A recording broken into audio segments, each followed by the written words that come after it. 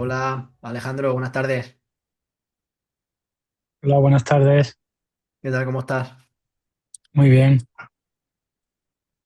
Pues nada, encantado de tenerte en Avance Cociente y de que un referente en el sector de los recursos humanos y del mercado laboral pueda estar con nosotros. muchas Porque, gracias.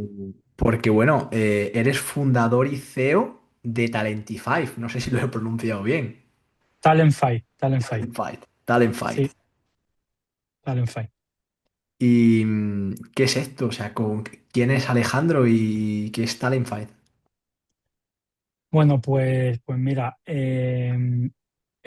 Alejandro es yo te diría un pirao que en época de vacas gordas en el mundo de la consultoría, cuando le iba francamente bien en el mundo de la consultoría, y siendo muy joven, pues trabajaba en algo muy idílico porque llevaba equipos de negocio en diferentes partes del mundo y tenía un salario desproporcionado y vivía bastante cómodo. Pues decido dar un giro a mi carrera profesional, me acerco a conocer lo que llaman el burnout, y decido dar un giro radical a mi carrera profesional y dejar el mundo de la consultoría para iniciar un proyecto personal. En aquel momento, en 2016, pues yo siempre tuve un propósito, siempre estuve muy ligado al mundo de la tecnología, pero muy relacionado con el ámbito de los recursos humanos, la selección, etcétera. Y mi propósito al final era, yo estaba convencido de que tenía que haber formas diferentes de encontrar talento más allá de los currículums. En aquella época, pues estaba muy cercano, muy en contacto con grandes equipos de selección que contrataban muchísimos perfiles profesionales de manera masiva, y lo que veía era que se contrataba mucha gente gracias al currículum, pero también se desperdiciaba talento brillante porque en el currículum no se sabía leer que aquella persona pues podía tener futuro dentro del puesto vacante. Y luego me daba cuenta que gente con currículum súper llamativos, pues luego resultaban salir bastante ranas, y gente con el currículum muy aburrido, luego tenía un recorrido brutal dentro de la compañía y resultaban ser perfiles brillantes que por nada del mundo queríamos perder. Cuando dejo el mundo de la consultoría, pues me quedo con ese propósito y decido navegar un poco en ese mundillo, y encontré pues que con tecnología alineada a mi propósito, pues podía ayudar a las empresas a seleccionar de una manera diferente para poder encontrar perfiles más allá de lo que pone el currículum. En aquella época, pues me costó muchísimo trabajo, me pegué bastantes batacazos contra muros porque las empresas ahí seguían diciendo, pues mira, yo prefiero seguir cribando 250, 500 candidatos de InfoJobs a que tu plataforma me dé 25 por muy perfilados que estén. Y en aquella época pues se contrataba mucha gente, sobre todo en el ámbito tecnológico, de cualquier manera, y casi que lo que ponía en el currículum y la actitud y tal, pues daba un poco igual. Y ahí creé Talentfy. Talentfy al final, manteniendo ese propósito intacto, ha pasado por muchas fases. En principio, yo monté un portal de empleo. Talentfy era un portal de empleo que intentó competir con InfoJob, Infoempleo, etcétera, etcétera.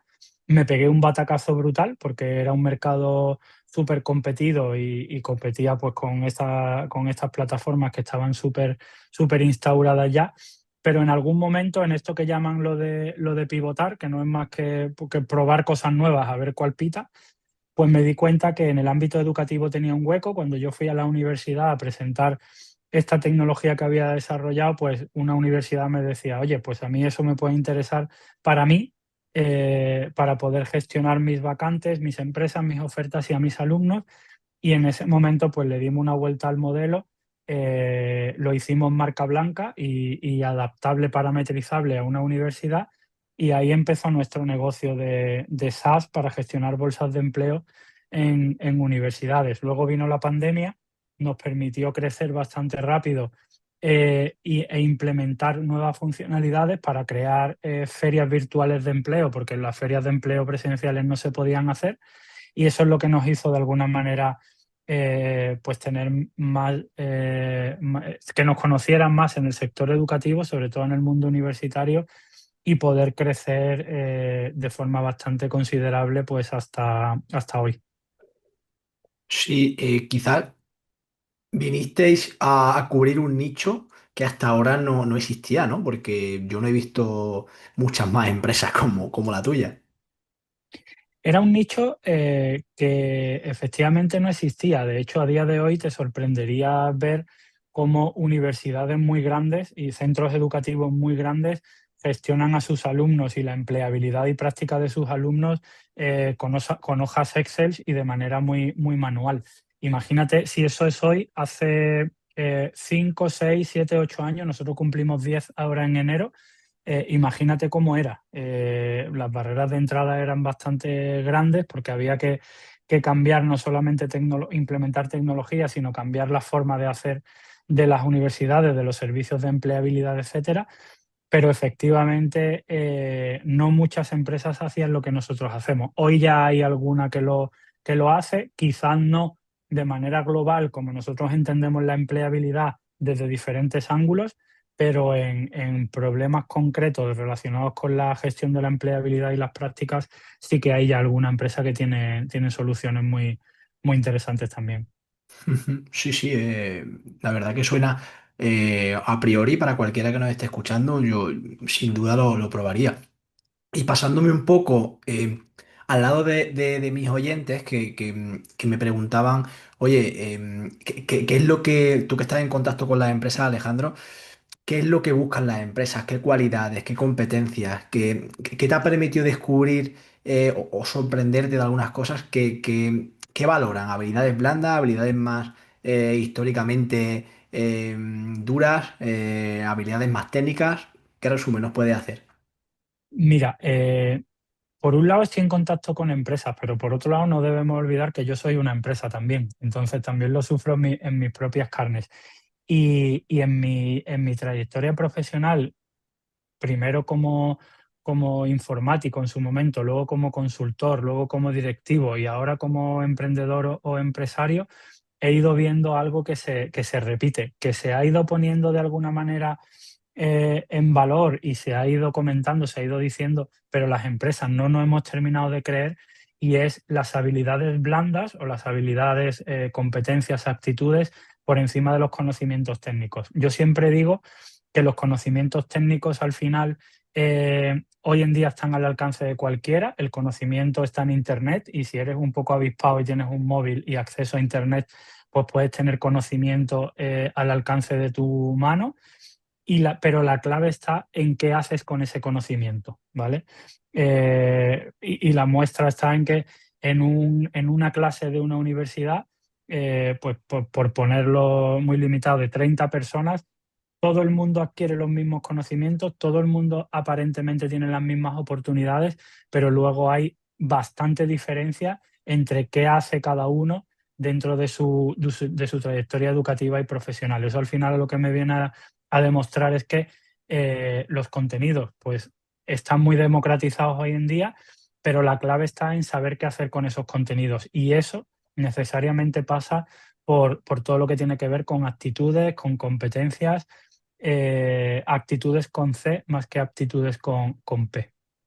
Y por eso yo soy aunque ya parece ser que la sociedad y el sector educativo se está dando cuenta, pero yo soy un firme defensor de que cualquier persona que cumpla una serie de requisitos por encima de sus estudios académicos, de su expediente académico, puede tener una trayectoria profesional brillante, porque hoy en día las empresas lo que realmente nos importan son muy poquitas cosas, muy difícil de encontrar hoy en día con el mundo que tenemos, la sociedad que tenemos y los jóvenes con la mentalidad que van teniendo, pero son cosas muy sencillas y que no son nada innovadores, como son el compromiso, la constancia, la persistencia, las ganas de comerse el mundo, la tolerancia a la frustración, saber gestionar bien el cambio e incluso ser provocadores de cambio, no ser borregos, no dejarse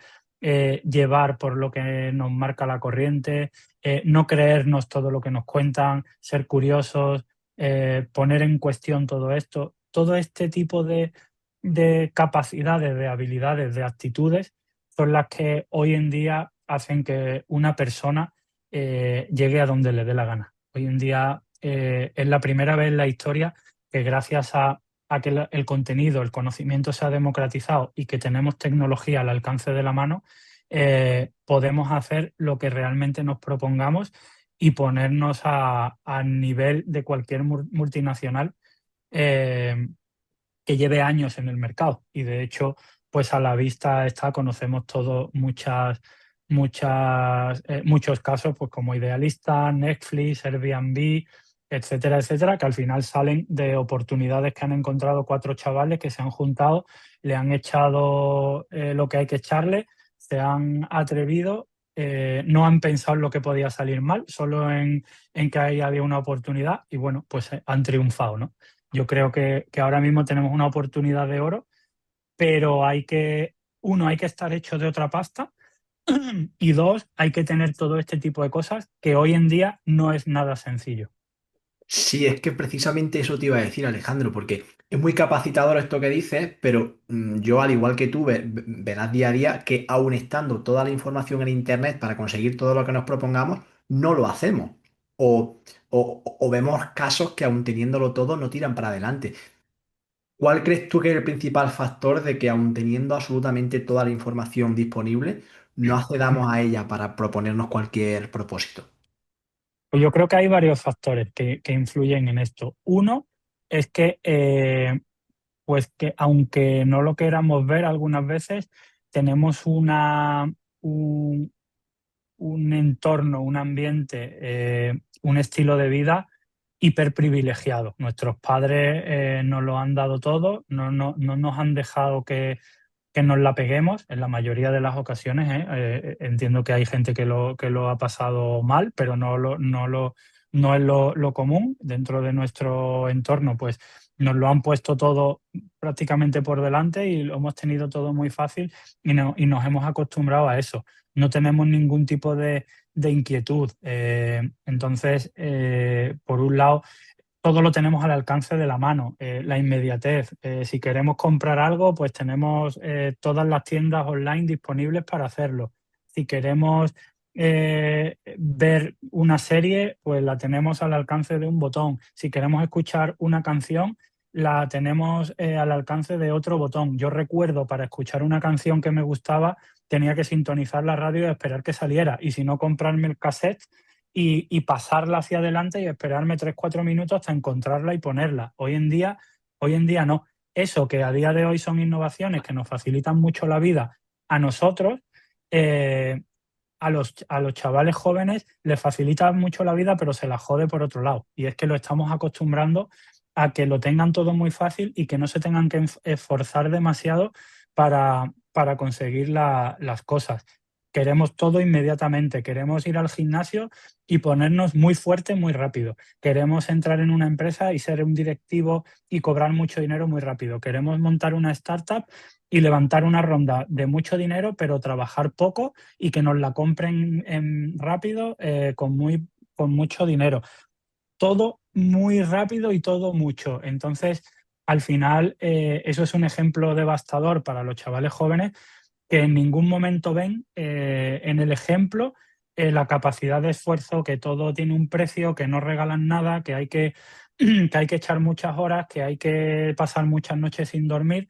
Entonces, creo que le estamos haciendo flaco favor a los jóvenes en ese sentido. Y luego, por otro lado, esto que estoy contando hay que hacerlo ver. O sea, no basta solamente con en los grados universitarios, en los módulos en los ciclos de FP, en los máster, etcétera. No solo vale con dar conocimiento y transmitir contenido, sino que hay que guardar una parte para entrenar, capacitar este tipo de capacidades y de actitudes en los alumnos, y ya no tanto a nivel también de transmisión de contenido, sino también de predicar con el ejemplo. O sea, que no un profesor académico te cuente que hay que ser resiliente y constante para poner una startup en marcha, no, te lo tiene que contar un tío que se la ha pegado, que ha pasado muchas horas sin dormir, que se ha hipotecado su casa y la ha perdido, y que al final ha triunfado o no, pero que en medio todo lo que ha hecho pues ha tenido un esfuerzo y con ese ejemplo transmitirlo a los jóvenes para que vean pues cuál es el mundo real, que hay oportunidades, pero que bueno, que tampoco son tan fáciles como parece.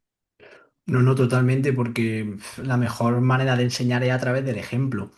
Y claro, te iba a preguntar porque has mencionado conceptos como persistencia, constancia, continuidad. ¿Qué papel tiene la marca personal? ¿Qué papel tiene la especialización? Yo, por ejemplo, estoy especializado en comercialización en el mercado de la FP y hago marca personal en ese sentido. ¿Crees que eso refuerza o te asegura que vas a tener trabajo? O sea, le recomendaría a la gente que dedique a lo que se dedique, se informe sobre ello, cree su propia marca, se especialice. Yo diría que hoy en día la especialización tiene una parte buena y una parte mala. Yo creo que hoy en día la clave está en saber hacer muchas cosas. Obviamente hay algunas que te gustarán más y te gustarán menos y te podrás hacer experto, pero no cerrarse. O sea, hoy la especialización creo que es un arma de doble filo. Yo creo que la clave está hoy en día en saber hacer muchas cosas, en ser muy polivalente porque el 80% de las cosas no te van a salir bien y el 20% sí. Yo creo en la marca personal.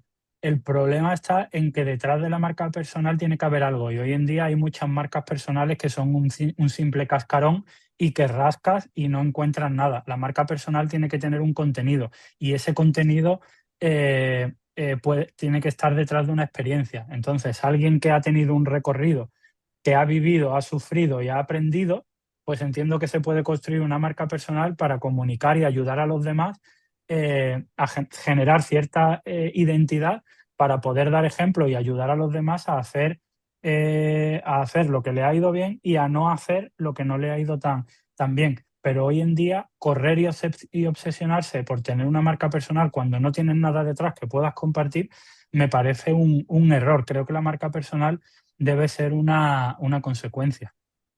Sí, me parece muy interesante lo que dices, porque es verdad que nos han vendido el tienes que hacer marca personal, pero no tanto en qué vas a ofrecer tú a la gente que te está escuchando o te está leyendo.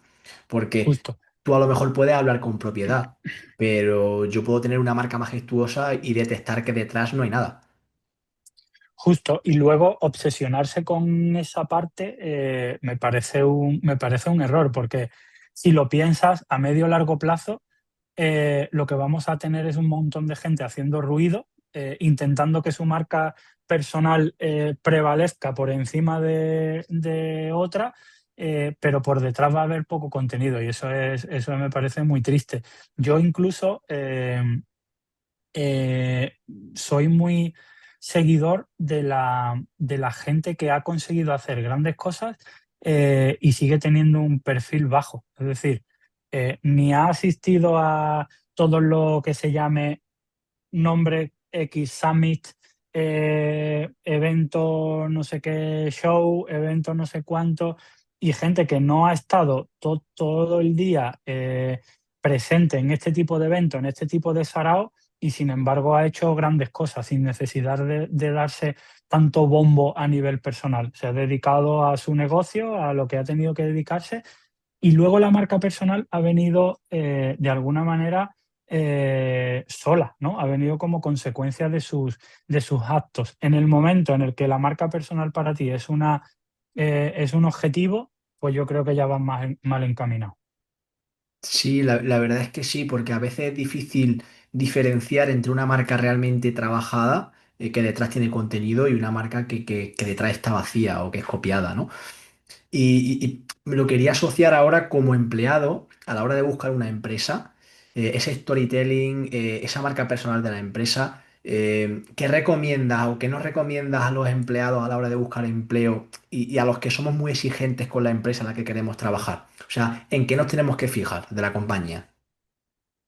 Hombre, yo diría, y ahí te hablo por mí mismo, yo te diría que las empresas están haciendo hoy en día un esfuerzo bastante importante en ofrecer eh, beneficios más allá del propio salario y beneficios económicos, ¿no? Y al final es de alguna manera para tú encontrar motivación o para encontrar un sitio donde realmente te veas a medio o largo plazo, principalmente lo que tienes que creerte para empezar el propósito. Si no compartes el propósito va a ser muy complicado que te creas el producto, el servicio que vendes. O sea, al final te tienes que creer, oye, esta empresa hace esto, pero ¿para qué lo hace? ¿Vale? ¿Por qué y para qué lo hace? Me parece un mensaje brutal el propósito que puede lanzar una empresa y de qué manera hace por compartirlo con el resto. Y luego, posibilidades de desarrollo. Y cuando hablo de desarrollo no quiere decir que vayas a entrar de becario y vayas a acabar de presidente, sino que puedes entrar de becario y como empleado o mando intermedio puedes tener un recorrido súper interesante dentro de una empresa, menos basado en tarjeta de visita y nombre en LinkedIn, pero más basado en experiencia, conocimientos, ejemplo que vas a tener en tus compañeros, en tus pares, en tus subordinados, en tus superiores. Al final verlo como un proceso formativo, además de un trabajo que luego te va a permitir pues, crecer profesionalmente. Entonces, al final, un poco alinearlo con tus intereses en función de lo que tú vas a querer ser. Pues si vas a querer, si tu interés es montar una empresa a medio plazo, pues empieza a intentar trabajar y a rodearte de empresas con las que te sientes identificado, porque luego vas a poder aprender muchas cosas para poder aplicarlo en tu empresa. Y luego, y en esto discrepa mucha gente, creo que es súper, súper importante eh, trabajar un tiempo en empresas grandes, pequeñas, de todos los tamaños, y absorber mucho conocimiento, mucha experiencia antes de animarte a arrancar tu propia empresa, porque al final se nota muchísimo cuando la gente tiene experiencia previa o cuando no sabe ni lo que es una empresa ni lo que hay detrás. Claro, fíjate que me ha recordado una curiosidad que yo siempre tengo a nivel personal. Porque claro, ¿qué es mejor? ¿Estar cambiando de empresa? ¿Estar en una empresa y desarrollarte unos años? ¿Qué imagen tiene eso si has estado 8 meses en un sitio, 4 en otro, 7 en otro? ¿Cuál es tu opinión al respecto de esto? Porque realmente yo considero que se aprende mucho más en los cambios, pero claro, dentro de una misma empresa también te puedes desarrollar. ¿Cómo ves tú este tema? Yo creo que no hay un número, o sea, no hay un número definido, o sea, menos de 3, 4 meses no puede, deberías estar en una empresa más de 3, 4 meses, menos se considera un fracaso. No creo que sea así. Yo creo que responde un poco más al objetivo que tú te plantees y a cómo hayas desarrollado tu objetivo y tu propósito dentro de la empresa. Alguien puede entrar en una empresa y en 3 meses haber cubierto su objetivo personal y la empresa haber cubierto su objetivo y check y a otra. Y en otra empresa, pues poder tener un recorrido y haber crecido profesionalmente durante 2, 3, 4, 5 años y estar preparado para poder cambiar de empresa. No creo, hoy creo que se entiende totalmente y los recruiters, los reclutadores lo entienden perfectamente. Antes sí que analizaban mucho oye, ¿esto por qué ha habido tantos saltos en los últimos 3 años? Eso hoy en día no se ve como un aspecto negativo. Si se explica y se hila bien y dentro del storytelling de tu carrera profesional tiene un argumento, lo puedo ver como algo positivo más que como algo negativo. Yo sigo diciendo, yo hace ya varios años que digo que nosotros ya como empleados nos vamos a ir convirtiendo poco a poco en empresas en sí mismas. O sea, yo al final lo que veo un empleado, una empresa, y lo que tiene que intentar es dar servicio a la empresa que lo ha contratado en este momento, y llegado el momento, pues cuando acabe ese servicio, dar servicio a otra, y llegado el momento, ¿por qué no? Poder dar servicio a varias empresas a la vez. Entonces, como si fuesen clientes.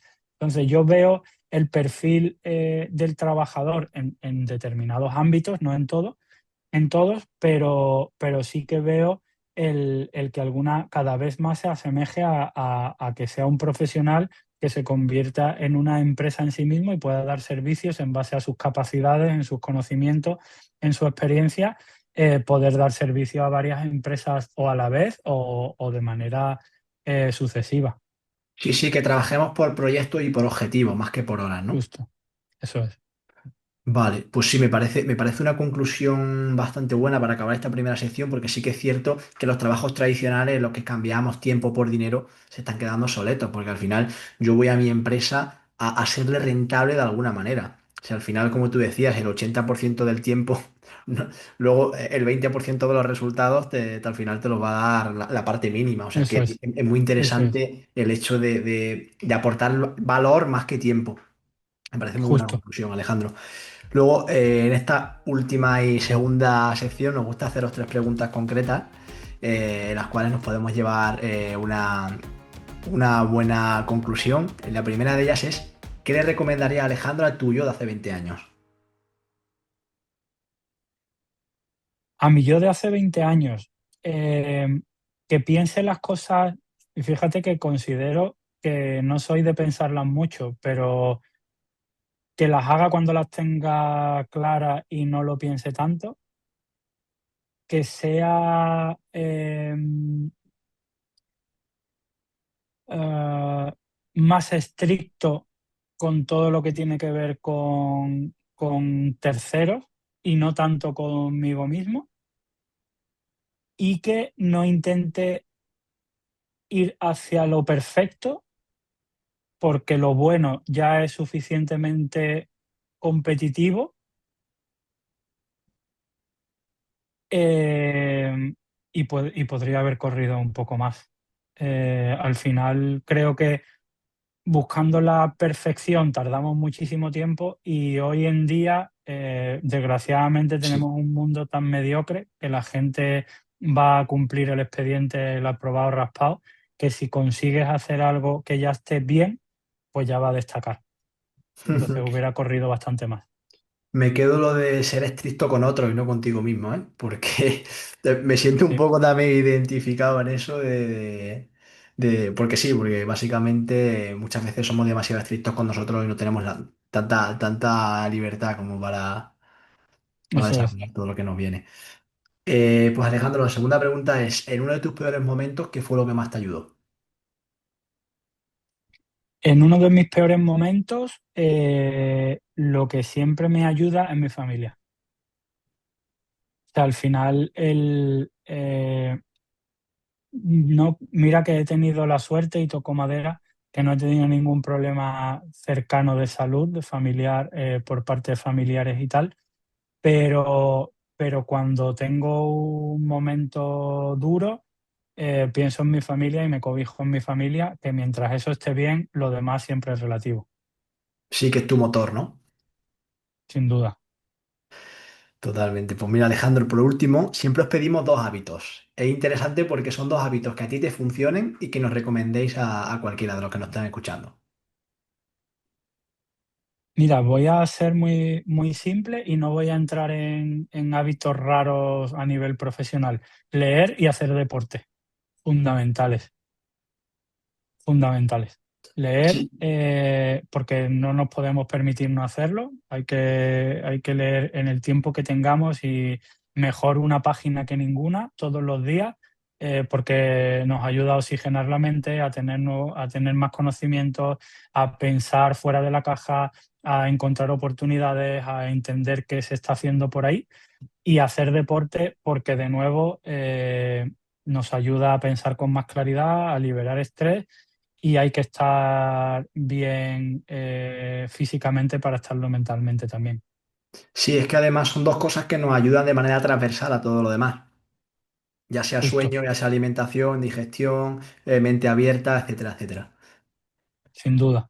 Pues Alejandro, te voy a pedir para cerrar que nos diga de manera breve cómo ves tú el mercado laboral del futuro. El mercado laboral del futuro lo veo, por un lado, prometedor y desafiante, por otro lado, duro. Y me remito a lo que comentaba antes.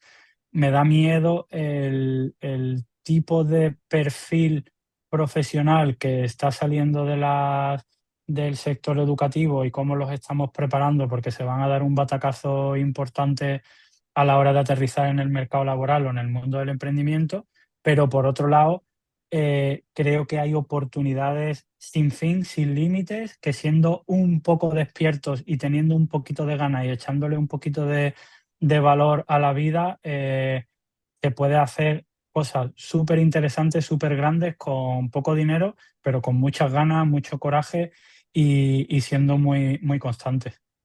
Sí, y recordar sobre todo el valor de hacerlo incómodo, ¿no? Porque creo que nos hemos criado con mucha más. Yo, por ejemplo, me he criado con muchas más facilidades de lo que se criaron mis padres. Y soy consciente de ello. Entonces, muchas veces nos cuesta un poquito más hacerlo incómodo porque somos animales de costumbre. Hay que hacer lo que nos gusta y lo que no nos gusta. Yo estoy ahora mentorizando algunos proyectos y algunos emprendedores y me piden ayuda para ayudar a startups que están empezando y siempre les digo lo mismo. No intentéis externalizarlo todo, hacerlo todo. Si, constituir una empresa ya es una experiencia. Meteros ahí, ir al notario, meteros en los estados financieros, en el balance, en el pérdida y ganancia, intentar entenderlo. No digáis, va, esto me lo lleva el financiero, esto me lo lleva una gestoría, yo ahí no me meto. Hay que meterse, hay que hacer cosas que, aunque no nos gusten, hay que hacerlas, porque si las hacemos las vamos a entender y si las vamos a entender luego vamos a poder tomar mejores decisiones. Entonces, sí, sin duda, tienes muchísima razón que hay que ser un poco más, menos cómodo y hacer lo que nos gusta, pero también lo que no nos gusta tanto. Sí, y siendo honesto conmigo mismo, yo que también soy un emprendedor de base, tendemos como a externalizar lo que no nos gusta, ¿no? No, yo voy a centrarme, claro, mi proyecto es mío y voy a centrarme y yo he emprendido para hacer lo que yo quiero, lo que a mí me gusta. Y que me haga el balance de situación o me haga el cierre mensual, que me lo haga el financiero. Pero claro, Totalmente, si no lo hago yo, no lo entiendo. O sea, no justo. conozco. Otra cosa es que lleve 10 años haciéndolo y por escalabilidad, pues tengas que externalizarlo. Obviamente, pero al principio hay que hacerlo todo. Yo después de 9 años nos mudamos de oficina el año pasado y monté el 90% de los muebles, colgué el 100% de los cuadros, pinté las mamparas, pinté las paredes y decoré la oficina yo, sin tener por qué hacerlo. O sea, al final hay que hacer un poco de todo y no tenerle miedo a nada porque bueno, luego al final es experiencia y conocimiento que nos va a servir para el resto de nuestra vida y de historia que nos queda. Totalmente, el mensaje que le estás lanzando a la gente. Yo un día salí de mi empresa y vi al CEO arreglando la puerta de salida. Le vi o sea, ¿qué mensaje te está lanzando esa persona? Justo, eso es. Pues nada, Alejandro, nos ha quedado una media hora maravillosa, te lo vuelvo a agradecer. Creo que esta información es de valor, de verdad, para cualquiera que nos esté escuchando y bueno, la podremos llevar en nuestro bolsillo para siempre. Muchísimas gracias a ti, ha sido un placer. Un abrazo. Un abrazo.